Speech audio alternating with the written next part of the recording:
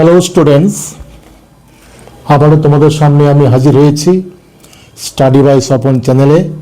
আমি স্বপন কুমার বিশ্বাস।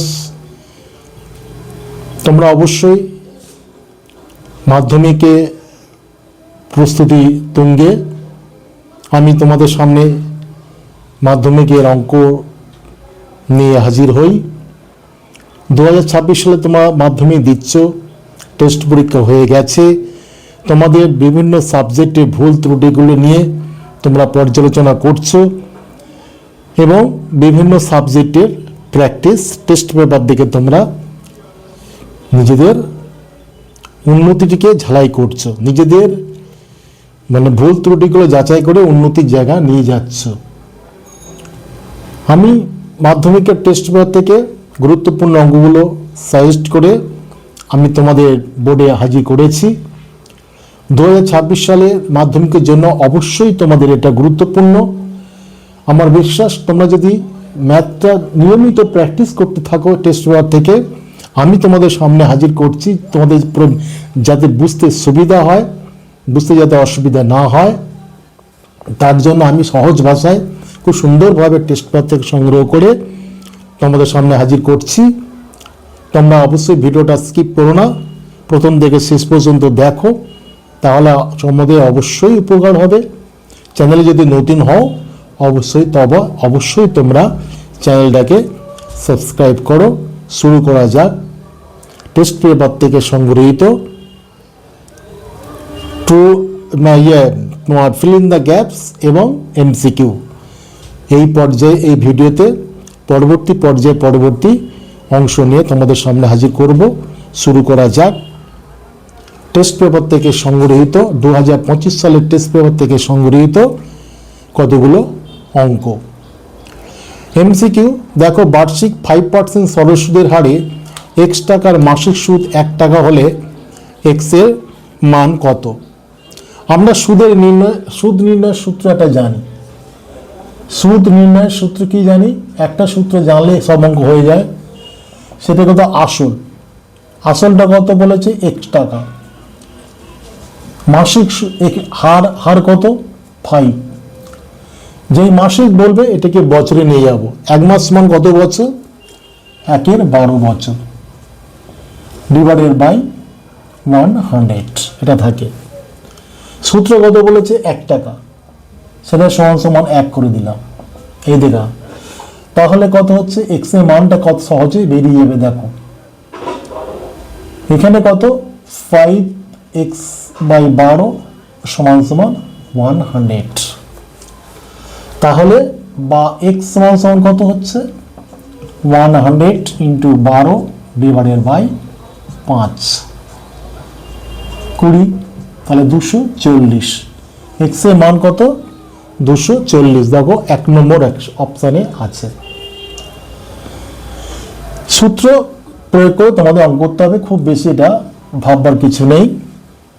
কোন শর্তে ax² plus bx plus c এই দ্বিঘাত সমীকরণটি একটি বীজ শূন্য হবে? অবশ্যই a = 0 হলে কিন্তু বীজটি একটা শূন্য হবে। ওই জন্য আমাদের একটা প্রাথমিক শর্ত আছে, a not = 0। a 0 হওয়া যাবে না। এই যদি 0 হয় তাহলে একটি বীজ শূন্য হয়ে যাবে,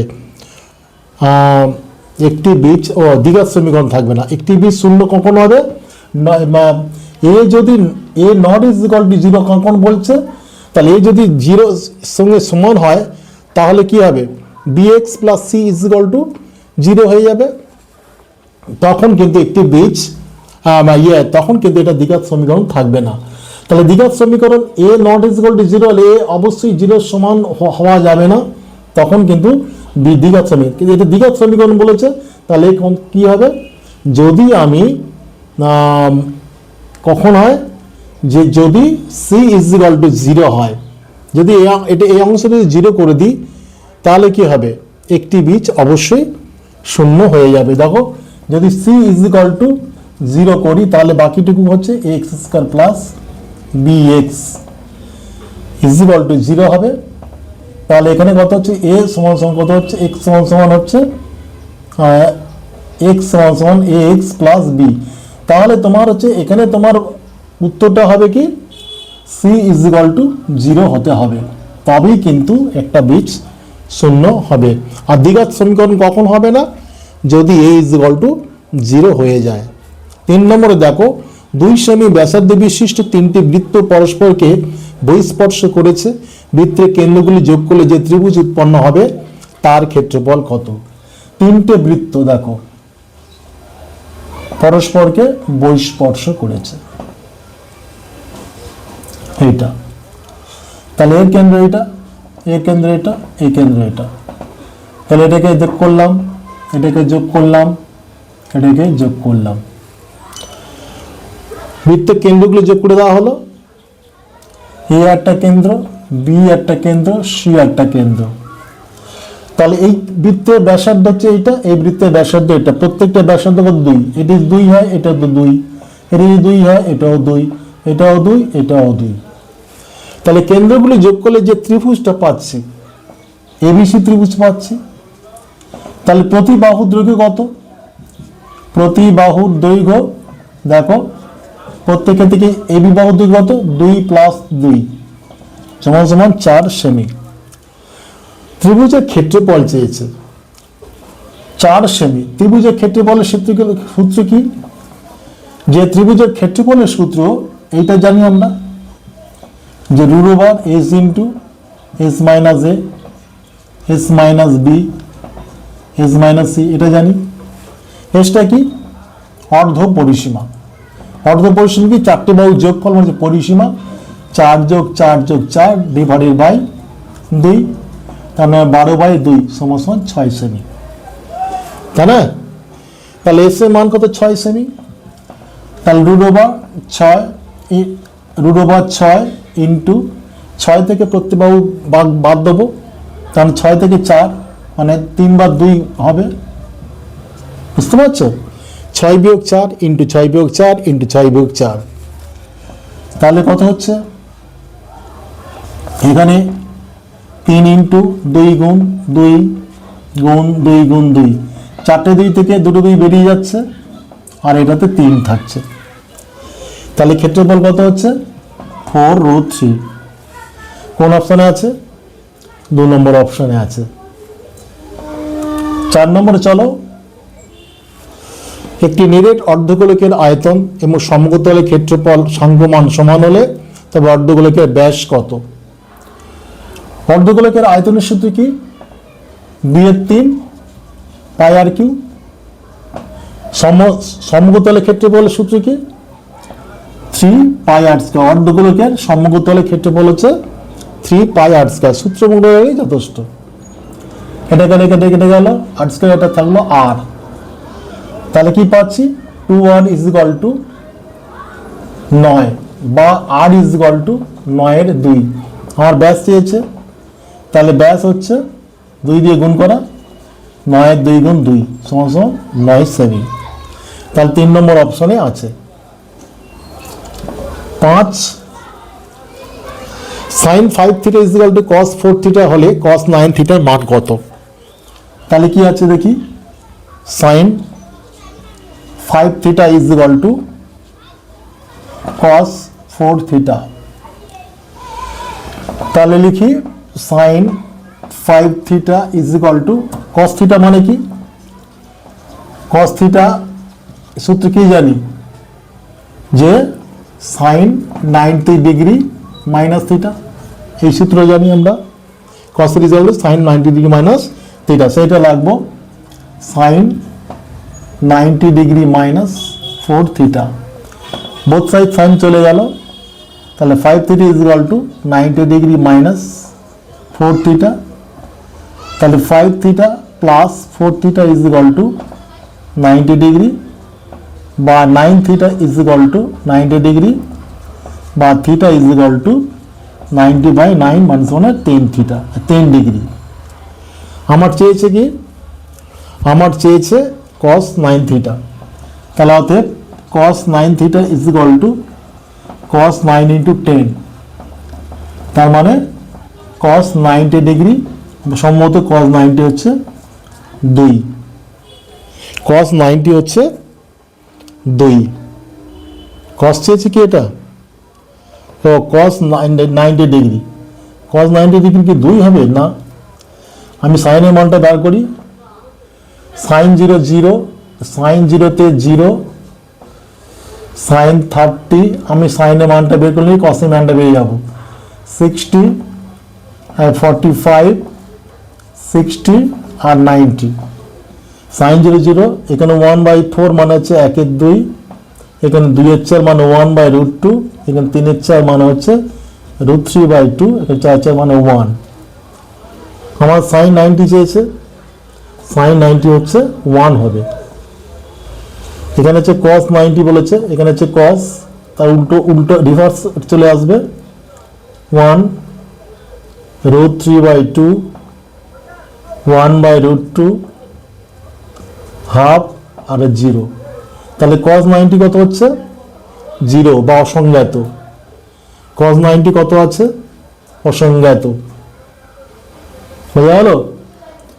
যদি অসংজ্ঞাত মানে হচ্ছে 0 বাই এখানে এখানে এখানে উল্টে গিয়ে তোমার 0 হচ্ছে না, অসংজ্ঞাত নয়, এটা 0ই হবে, এটা 1, এটা 0 যদি হয়, এটা আমি ক্রস করে করে করে এই জায়গাটা আমি যাচ্ছি, উল্টে যাচ্ছে না, 0 অসংজ্ঞাত না, এটা তবে 0ই হবে।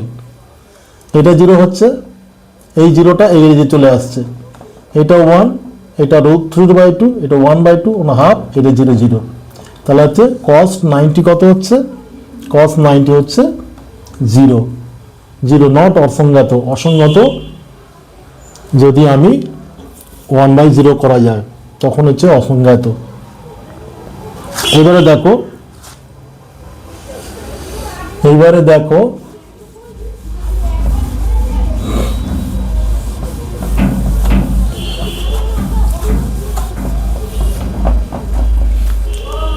এবারে 6 নম্বরে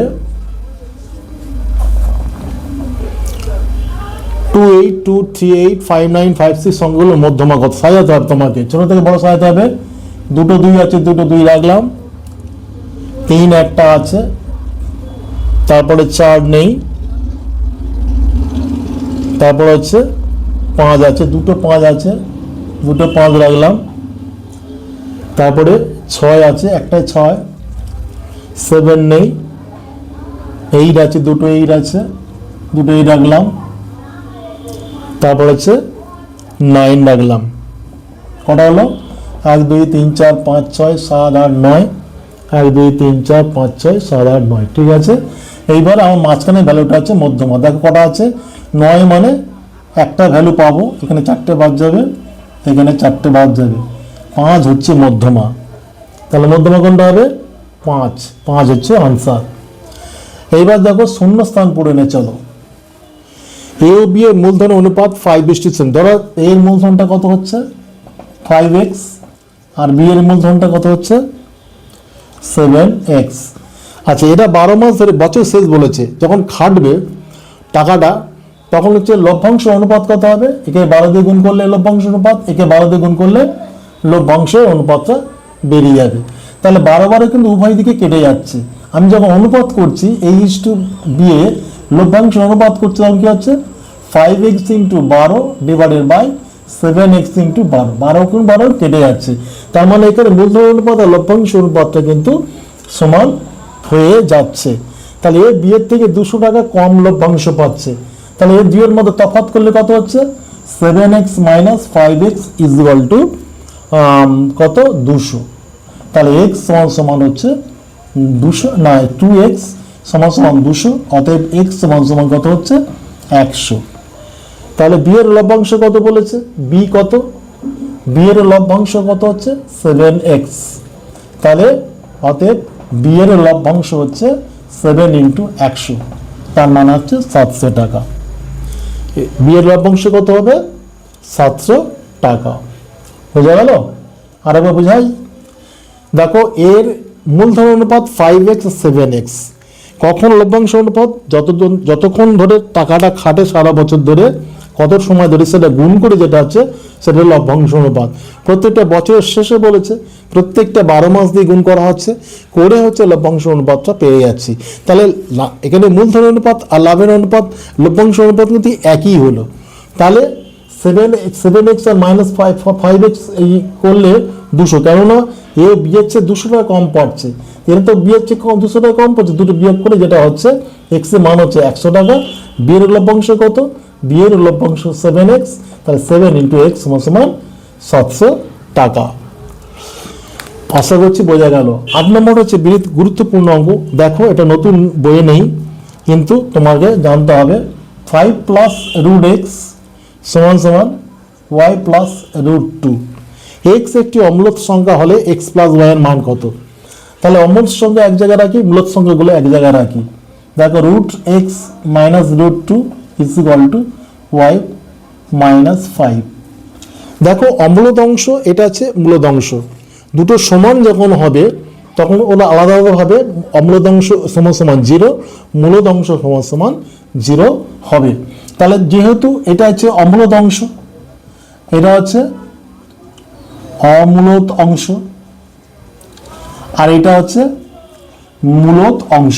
ভালো করে খেয়াল করো যে অমূলত অংশ এবং মূলত অংশ যখন সমান হবে তখন এটা আলাদা আলাদা পাবে, দুটো অংশই আলাদা আলাদাভাবে 0 হবে।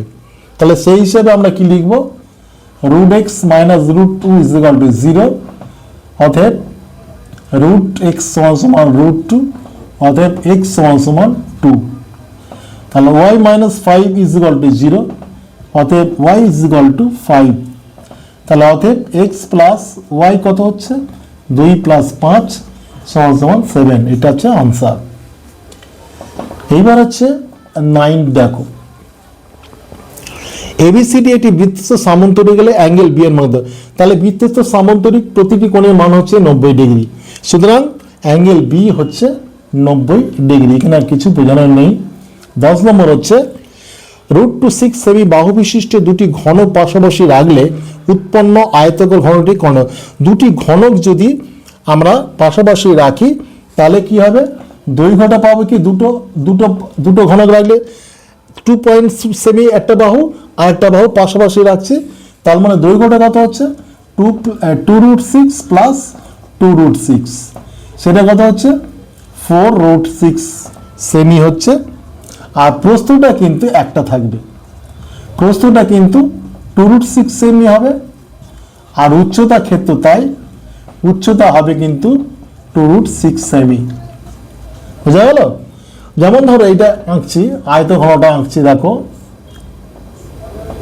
আয়তঘন আঁকছি, দেখো আয়তঘন, দেখো আয়তঘন আঁকছি। তাহলে এই যে আয়তঘন, এই একটা,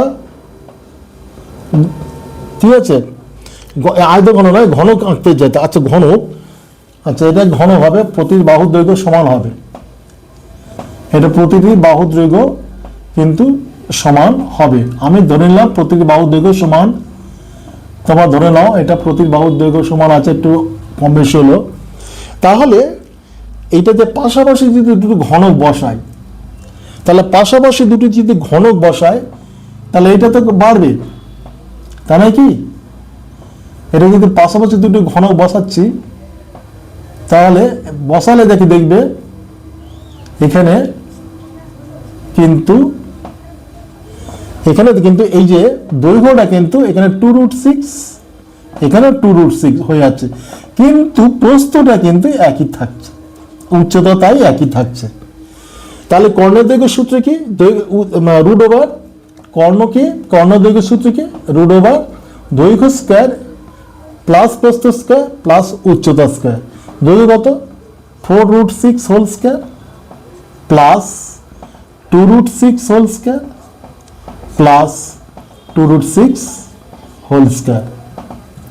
তাহলে √, এখানে কত? 4 × 4 = 16 আর 6 কত? 96, যোগ এখানে 4 × 4 = 24, 24 যোগ 24, তাহলে এখন কত হচ্ছে? √, 144 = 12 সেমি।